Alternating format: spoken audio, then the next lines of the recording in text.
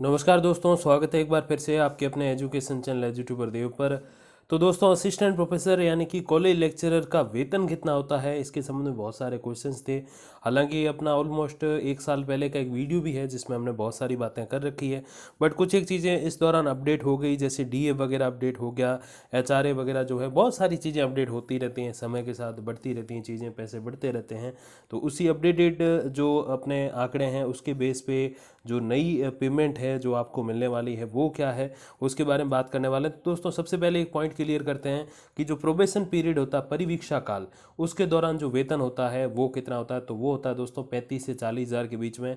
मैं एग्जैक्ट क्यों नहीं बता रहा, क्योंकि एग्जैक्ट कभी होता ही नहीं है। इसके पीछे रीज़न ये है कि कुछ एक कटौतियाँ जो होती है जो ऑप्शनल होती है, जैसे एनपीएस वाली जो है, न्यू पेंशन स्कीम वाली, वो तो चलो 10% फिक्स्ड है, तो उसका तो हम समझ सकते हैं। लेकिन बहुत सारी और भी होती हैं, जैसे आरजीएचएस वाली हो गई, जीआईएस वाली, ऐसी बहुत सारी कटौतियाँ छोटी मोटी होती हैं। तो वो कुछ एक ऑप्शनल होती है उसमें, कि आप उसमें 200 कटा रहे हो या 2000 कटा रहे हो, तो उस बेस पे जो है फिर एग्जैक्ट हम नहीं निकाल सकते। तो 35 से 40 के बीच में रहते हैं। मतलब एक सीधे सीधे आपको बताऊं तो एक थर्ड ग्रेड टीचर जो रीट पास करके तृतीय श्रेणी अध्यापक बनता है, उसकी स्थायी होने के बाद, मतलब कि परमानेंट होने के बाद, जब वो एक तरीके से, जैसे मारवाड़ी में हमारे कहावत है, मैं कई सारे वीडियोज़ में आपको कहता भी हूँ कि गवर्नमेंट का जवाई बन जाता है ना, तो वो 2 साल के बाद, परिवीक्षा काल, प्रोबेशन पीरियड के बाद, तो उसकी जो सैलरी होती है वही असिस्टेंट प्रोफेसर की होती है अपने परिवीक्षा काल में, प्रोबेशन पीरियड। यानी कि 2 साल शुरुआत वाले में वही सैलरी मिलती है जो रीट वाले को अगले 5 साल तक मिलती है 2 साल के बाद में।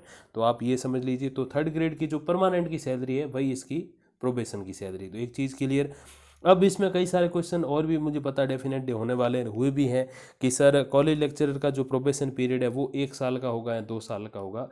तो इसके संबंध में यूजीसी द्वारा बहुत ही अच्छा नियम बनाया हुआ है। यूजीसी ने एक चीज़ स्पष्ट की है कि जो कॉलेज लेक्चरर या यूँ के असिस्टेंट प्रोफेसर का जो पद है, उसके ऊपर जब एक अभ्यर्थी सेलेक्ट होगा, तो उसको जो प्रोबेशन पीरियड है वो मिनिमम टू मिनिमम 1 साल का पूरा करना होगा, और मैक्स टू मैक्स 2 साल का करना होगा। अब इसमें से कौन सा सही है, 1 साल वाला या 2 साल वाला, तो वो चीज़ें छोड़ी गई राज्य सरकार के ऊपर, यानी कि जो स्टेट है उसकी गवर्नमेंट के ऊपर। तो अपने राजस्थान में क्या है कि 2 साल का प्रोबेशन होता है, third grade, second grade, first grade. तो इसी में भी जो है 2 साल का ही प्रोबेशन है अपने कॉलेज लेक्चरर में। तो ये चीज़ यहाँ से स्पष्ट है। कई सारे राज्य होंगे जहाँ 1 साल का ही होगा, तो बिल्कुल वो भी सही है 1 साल भी, लेकिन 2 साल भी गलत नहीं है। अपने राजस्थान में 2 साल का ही प्रोबेशन पीरियड होता है कॉलेज लेक्चरर का। अब ये जो बातें हैं ओरिजिनली कॉलेज लेक्चरर से ही मैं बता रहा हूँ, तो ये नहीं है कि बस अपने आधार पे आपको कह रहा हूँ कि चलो ये जो है 2 साल का या 4 साल का। तो ऐसे नहीं है कि मैं स्कूल लेक्चरर के बेस पे कह रहा हूँ कि चलो 2 साल का है। तो ओरिजिनली जो कॉलेज लेक्चरर कहते हैं वही चीज़ें मैं आपको बता रहा हूँ। आगे बढ़ते हैं दोस्तों।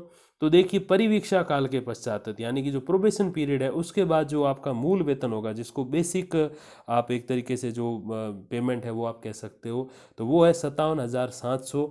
जैसे जो आपको मैंने कई बार बताया भी कि जो है 10th लेवल है, और ग्रेड पे जो है 6,000 का होता है अपने कॉलेज लेक्चरर का। पे बैंड 15,600 से 39,100 होता है। तो वैसे एक बेसिक पे जो है, जब आप परमानेंट हो जाओगे 2 साल बाद, जब आप, जैसे मैंने अभी थोड़ी देर पहले भी कहा कि सरकार के जवाई हो जाओगे, एक तरीके से हिंदी में बोलूँ अगर उस कहावत को, तो उसके बाद आपका जो मूल वेतन होगा 57,700। अब इसमें कई सारे पैसे ऐड भी होते हैं, कई सारे माइनस भी होते हैं। अब देखते हैं वो। तो भत्ते कौन कौन से, सबसे पहले डीए। अब ये डीए की दो बातें हम बिल्कुल अंत तक लेकर चलेंगे। तो वो है एक 28%, एक 31%। तो इससे पहले तो और ही कम था, लेकिन उसको बढ़ा के 28% किया गया। अभी आज से तकरीबन एक सप्ताह या शायद 10 दिन पहले एक अपडेट आई थी, जिसमें केंद्र सरकार और राज्य सरकार दोनों ने डीए जो है वो 28 से बढ़ा के 31% कर दिया, यानी कि 3% बढ़ा दिया। तो हम 28 वाले के अनुसार क्या पेमेंट होगी वो भी बात करेंगे, और 31 वाला जब ये आ जाएगा फाइनली, कई सारे जो कॉलेज लेक्चरर उनके अकाउंट पे, इस बेस पे, तो उसके ऊपर भी हम बात करेंगे। तो दोनों चीज़ें साथ लेके चलेंगे। तो महंगाई भत्ता, जिसको डियरनेस अलाउंस बोलते हैं, तो 16,156 बनता है। अब ये जो महंगाई भत्ता जो होता है दोस्तों, ये होता है, पहले जैसे मैंने आपको बताया कि 17% था, फिर 28, अब 31% हो गया। तो ये डीए जो है वो अपने किस पे, बेसिक के ऊपर ही डिपेंड करता है। तो बेसिक का 28% यानी कि 16,156, और दोस्तों जो है अपने बेसिक का 31% यानी कि 17,877। तो बेसिक जितना ज़्यादा होगा उतने ही ज़्यादा ये भत्ते होंगे। आगे बढ़े तो फिर दोस्तों, सेकंड जो भत्ता मिलता है वो एचआरए मिलता है, जिसको मकान किराया भत्ता बोलते हैं, हाउस रेंट अलाउंस। तो जाहिर सी बात है, आप कॉलेज लेक्चरर बनोगे तो घर से तो शायद ही जाओगे, दूर रहोगे तो फिर मकान किराया भाड़ा भी बनता है, तो उसके लिए ये मेनली दिया जाता है। अभी 9% 18%, पहले जो था वो 8 और 16% था, तो अब इसको बढ़ा के 9 और 18, अभी 9 किसके लिए 18 किसके लिए? तो दोस्तों 9% तो है ऑल ओवर राजस्थान 5 शहरों को छोड़ के। अब वो 5 शहर हैं उनको 18% मिलता है। वो 5 शहर कौन से हैं?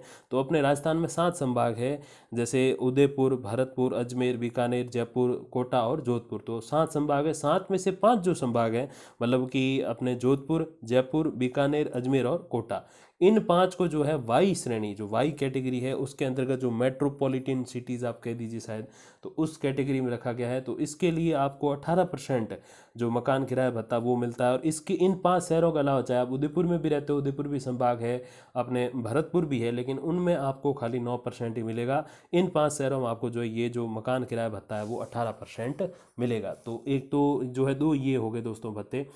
अब देखिए ये जो भत्ते मिल जाते हैं तो उसके बाद आपका जो पेमेंट रहता है वो क्या रहता है, देखिए। तो इसके लिए जो दोस्तों पेमेंट है, तो सबसे पहली बात डीए 28%, जो पहले वाली की बात मैं कर रहा हूँ, और एचआरए 9% होता है, तो 79,049 रुपये होते हैं। और फिर अगर बात करें डीए 31% जो अब है, और आप इन 5 बड़े शहरों के अलावा राजस्थान में कहीं ज्वाइन करोगे तो 2 साल के बाद आपका जो पेमेंट होगा वो 80,780 रुपये होगा। अब देखिए आगे, तो अगर आपके जो हाउस रेंट अलाउंस जो है वो 18% हो, दैट मीन्स कि आप अजमेर, जयपुर, जोधपुर, कोटा और बीकानेर में कहीं ड्यूटी पे लगे हो, 2 साल के बाद की मैं बात कर रहा हूँ, तो फिर जाहिर सी बात है आपका जो डीए होगा वो अभी नियर फ्यूचर 31% होगा। तो उस हिसाब से आपके 85,973 रुपये बनेंगे। अब जो 28% है, जो फिलहाल वर्तमान है, आप कह दीजिए ये थोड़ा सा हल्का सा फ्यूचर घोषणा हो चुकी है, जल्दी लागू भी हो जाएगा, तो उसके हिसाब से दोस्तों 85,973, और 28% डीए के हिसाब से देखें तो 5 बड़े शहर जो वाई कैटेगरी वाले सिटीज़ हैं उसके अंदर 84,242 रुपये बनते हैं। अब ये पैसे अकाउंट में नहीं आएंगे क्योंकि कुछ एक इसमें कटौतियाँ देखिए क्या क्या है। तो सबसे पहले एनपीएस की कटौती है, जैसे मैंने आपको कई बार बताया भी, अभी एनपीएस जो बेस्ड होती है दोस्तों, वो होती है किस पे? अपने जो बेसिक और जो डी है, उन दोनों का मिला के जितना पैसा होता है उसके ऊपर होती है एनपीएस बेस्ड। तो बेसिक और डीए जो हमने मिला दिया, अगर 28% तो होते हैं उसके 73,500 समथिंग रुपये होते हैं, तो 7350। और अगर हम 31% डीए माने, जो कि अभी लागू हो ही रहा लगभग, तो 7550 रुपये एनपीएस के कटने वाले, ये माइनस होंगे अब यहाँ से। फिर राज्य का बीमा है वो 3 से 4,000 5,000 समथिंग होता है, तो मैं इसको 3 मान रहा हूँ। ये थोड़ी सी चीज़ें कम ज़्यादा होती है। कर्मचारी जो है, जो अपने लेक्चरर है, उसके ऊपर भी डिपेंड करता है कि वो कितने पैसे कटा रहा है, क्योंकि वही चीज़ें आगे जाके उसका बीमा कवर बनेंगी, वही चीज़ें आगे जाके उनकी पेंशन स्कीम में जुड़ेंगी। मतलब जो है कि जैसे वो रिटायरमेंट पे पैसे मिलते हैं, अभी तो खैर पेंशन वाली चीज़ें नहीं है, तो वो जो पैसे मिलते हैं वो कहाँ से मिलते हैं? सरकार अपने पास से नहीं देती, वो इसी के ऊपर पे देती है। तो आयकर, यानी कि क्योंकि ये एक बहुत बड़ा पद है, इसकी जो इनकम है, वो जो इनकम स्लैब बनाए हुए हैं जिसके ऊपर जो है आयकर भरना पड़ता है, आईटीआर जिसको बोलते हैं, इनकम टैक्स रिटर्न, तो वो जो है इनके ऊपर लागू होगा। जाहिर सी बात है कि सबसे ऊंची पोस्ट है टीचर की, अगर हम श्रेणी की बात करें, तो आयकर भी 4 से 5,000 लगभग बनता है। ये मैं अप्रोक्स बता रहा हूँ आपको, ये 3,000 भी हो सकता है आयकर, और 5,000 भी हो सकता है, तो लगभग लगभग बीच वाली चीज़ें आपको बता रहा हूँ। और फिर आज ही ऐसे एच जो अपने राजस्थान गवर्नमेंट हेल्थ स्कीम है, उसके 500 से 1,000 रुपये कट जाते हैं। तो ये जो है कुछ कटौतियाँ, इसमें थोड़े 500 या 1,000 ऊपर नीचे हो जाए तो आप वो थोड़ा सा ध्यान मत दीजिएगा कि सर आप तो इतने कह रहे थे, ये 2,000 कम है या 2,000 ज़्यादा, वो एक अलग चीज़ होती है। तो वो तो खैर समय के साथ चीज़ें बढ़ती घटती रहती हैं। और कर्मचारी के ऊपर जैसे मैंने बताया कि बेस्ड होता है कि वो कितने पैसे इसमें से कटवा रहा है, तो वो भी चीज़ें होती है। जैसे मैं आपको बताऊं, जीआईएस जो होता है उसमें ऑप्शन होते हैं, और आरजीएसएस एक फिक्स नहीं होता, 400 होते हैं, 500 होते हैं, 300 होते हैं। तो वो एक चीज़ें मैं आपको ऑन एंड एवरेज इसमें बता रहा हूँ। अब देखिए इसके बाद जो शुद्ध वेतन, यानी कि जो पैसे आपके अकाउंट में आएंगे पर मंथ आफ्टर 2 ईयर्स, तो मैंने 2 ईयर से पहले वाला तो बता दिया कि 2 साल तक तो क्या होगा, आप जब ज्वाइन करोगे वहाँ से 2 साल जो हैं उसमें तो आपको 35 से 40,000 वही पेमेंट मिलेगा जो एक परमानेंट थर्ड ग्रेड टीचर को मिलता है, तो वो आपको शुरुआती 2 साल में मिल जाएगा। तो मतलब अब एक तरीके से आप जो थर्ड ग्रेड वाला 2 साल पहले कोई लगा है ना, तो आप उसको एक तरीके से सीधा ही ओवरटेक कर दोगे पेमेंट के मामले में। तो देखिए डीए 28% अगर हम माने, एचआरए 9%, तो 64,199 अभी मिल रहे हैं, इसके समथिंग आप समझिएगा।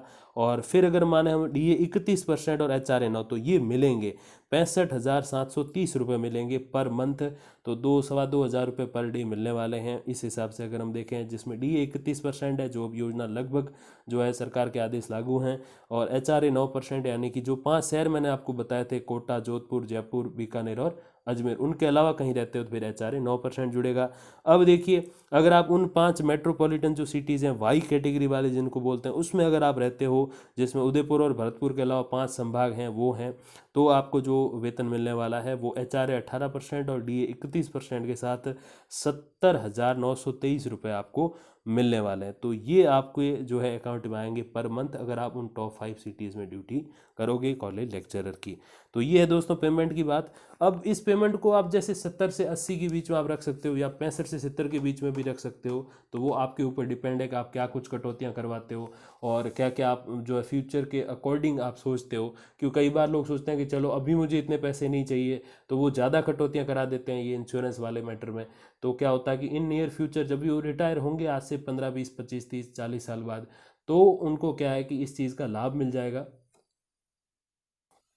कि उनको जो पैसे मिलेंगे रिटायरमेंट के ऊपर, जो एक तरीके से बीमा ही है उनका, तो वो उनको बहुत ज़्यादा मिलने वाले हैं। और भगवान ना करे कोई ऐसी वैसी बात भी हो जाए, तो भी जो है पीछे अपने घर वालों का जो फ्यूचर है वो सेफ हो जाएगा और अच्छे से हो जाएगा। अगर कटौती ज़्यादा कराते हैं, और कटौती कम कराते हैं, कोई सोचते हैं नहीं अभी मुझे मकान बनाना है, गाड़ी लेनी है और भी सारी जिम्मेदारियां हैं अगर मेरे ऊपर, तो फिर वो कटौती कम करवाएं, तो यही चीज़ें थोड़ी थोड़ी बढ़ जाएंगी, 1000 2000 3000 बढ़ जाएंगे। तो ये अप्रॉक्स आप कह दीजिए 65 से 70, छोटी सिटीज़ के लिए। बड़ी सिटीज़ हैं तो 70 से 75 के आसपास पेमेंट होती है। और इसको जो ओरिजिनली मानते हैं वो तो देखो, जैसे मैंने बताया कटौतियाँ बचौतियाँ अगर हम सारी अगर नहीं निकाल दें इसमें से, तो 85-86 हज़ार रुपये बनते हैं। लेकिन फिर कटौती भी ज़रूरी है, क्योंकि सरकारी कर्मचारी का यही है कि चलो थोड़ी थोड़ी बचत करके जब आप रिटायर हो जाओ, जब आप सेवानिवृत्त हो जाओ, तो आपको कुछ एक पैसे मिल जाए कि चलो आपका जो रिटायरमेंट के बाद वाला जीवन है अच्छे से निकले। और बस यही एक छोटी सी अपडेट, काफ़ी सारी समय से आप डिमांड भी कर रहे थे कि सर बताओ। और अगला जो अपना वीडियो होने वाला है वो इंटरव्यू के रिलेटेड होने वाला है। 2 दिन से मैं वीडियो ला नहीं पाया, उसके लिए आप सभी से क्षमा। और तब तक के लिए दोस्तों धन्यवाद, नमस्कार।